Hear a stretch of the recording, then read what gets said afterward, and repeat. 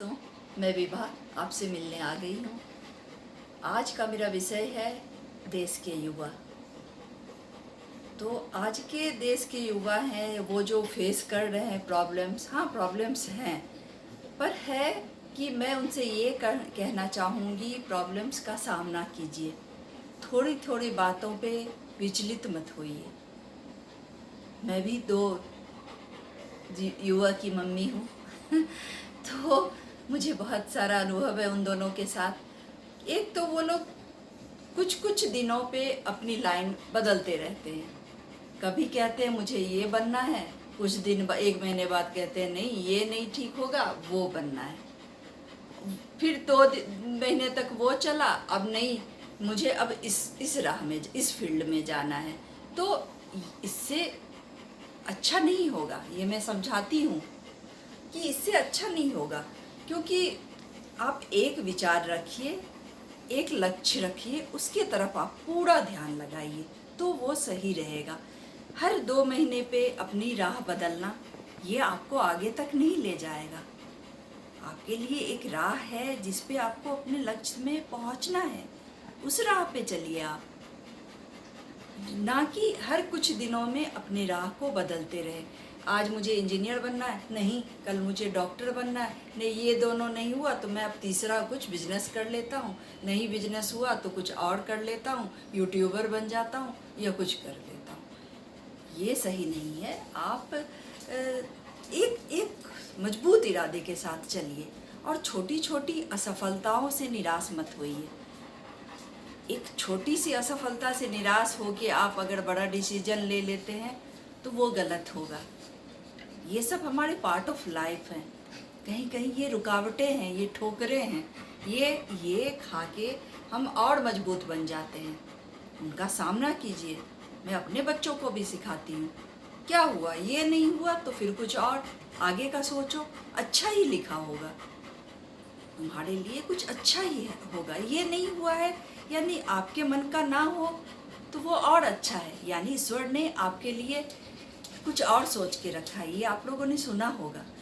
तो मेरा कहना ये है, छोटी छोटी असफलताओं से आप अपने डिसीजंस मत बदलिए। असफलताएं आती है लेकिन उसके बाद आप सफल जरूर होगे। आपके इरादे मजबूत तो हों, आप बढ़िए तो उस और डिस्ट्रैक्ट मत होइए छोटी छोटी बातों से, टूट मत जाइए थोड़ी असफलता से, आगे बढ़िए। इतना भी मुश्किल नहीं, मुश्किल है पर इतना भी मुश्किल नहीं है।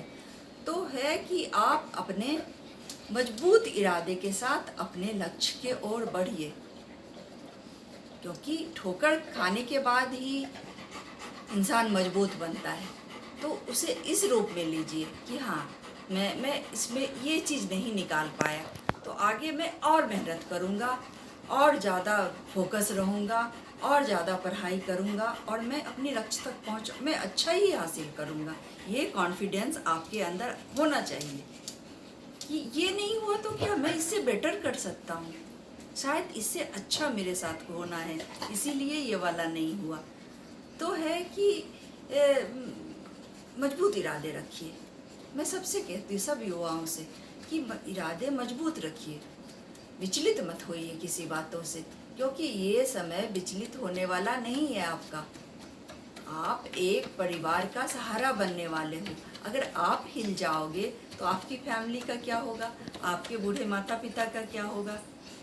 तो आप एक मजबूत इंसान हो, ये सोच के चलिए कि मुझ में इतनी ताकत है कि इस पूरे फैमिली को मैं संभालूंगा, और अगर मैं कमज़ोर पड़ जाता हूँ तो मेरे पीछे जो ये चारों हैं ये सब कमज़ोर पड़ जाएंगे।